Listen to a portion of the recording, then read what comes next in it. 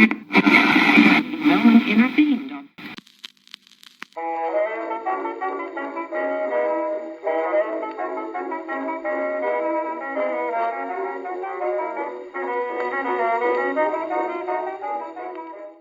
Hello, listeners of Jacqui Just Chatters. This is your hostess, Jacqui Lentz. This is my ongoing bonus mini-cast murder mystery serial. Each week brings a fresh letter in this cozy tale of murder.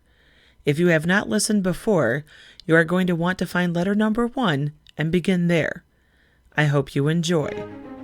To Silence a Scandalmonger, Murder in an English Village. Welcome to another installment of this audio drama. Play along as you step into the role of one Gwen Armstrong, who is living in 1951 Oxford, England, and is in the final months of earning her bachelor's degree in history from St. Hugh's. Your post is full of regular letters from your Aunt Ivy and other occupants of the charming village of Upper Stock Green. On the surface, it seems a serene picture of stone cottages, beautiful green countrysides, and charitable neighbors. But underneath, in the darkness, a sinful world hides, and the shadow beats the heart of a murderer.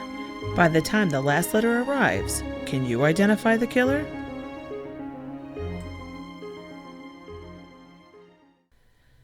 Previously on To Silence a Scandalmonger, we learned that Aunt Ivy was dead, murdered by the poison digitalis. While initially skeptical of foul play, Constable Freddy is now fully putting his efforts into unmasking the killer. Ivy had left the house to pick up a newspaper, and her faithful housekeeper, Mrs. Owens, also stepped out at the same time to run an errand, leaving the home front undefended. But did the threat really come from outside? Let's join this week's adventure, shall we? A letter to Gwen from Mrs. Owens. 21st of May, 1951. Rabbit Hill Cottage, Upper Stock Green, England. Hello, Gwendolyn. I worry about how you are doing in Oxford. Those professors don't seem like very nice folks. I think they should have given you more time off to properly grieve your aunt's passing.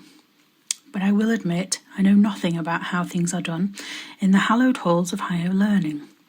I never finished secondary school myself, though I got along just fine and can't say I have any regrets about the matter. But you are a cleverer girl than myself, so I guess you know what you're doing. You handled the funeral very well. Your aunt would have been pleased with the turnout.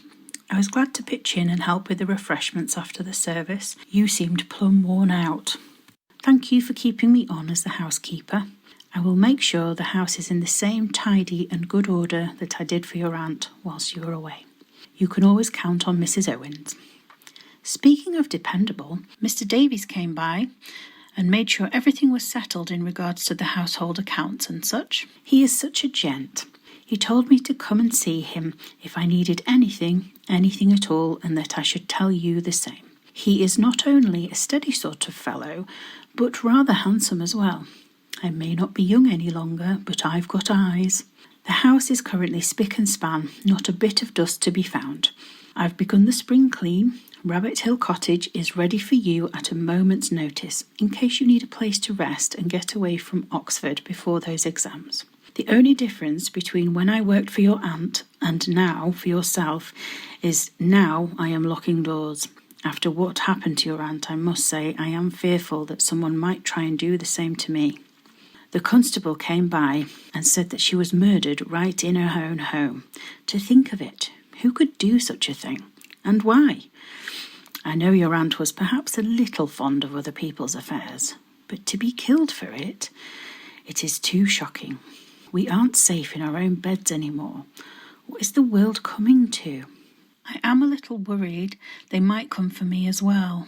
What if I know whatever it is that she knew that got her done in, and they try for me next?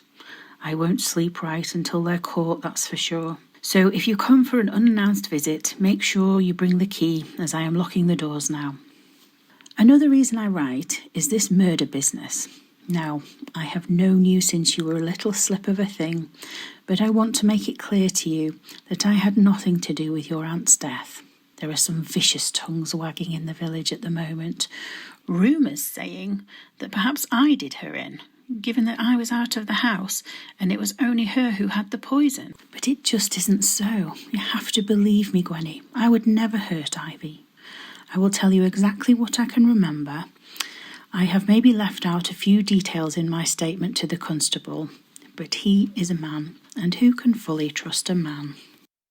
Your aunt requested that I make the scones that morning to go with the fancy strawberry jam from the gastrolls. I was bending over to remove them from the oven when I heard a snap and felt a pain in my back. I also felt a bit of a sag on the front of my chest, if you know what I mean. I was so embarrassed, and I am full of shame as I write these things to you.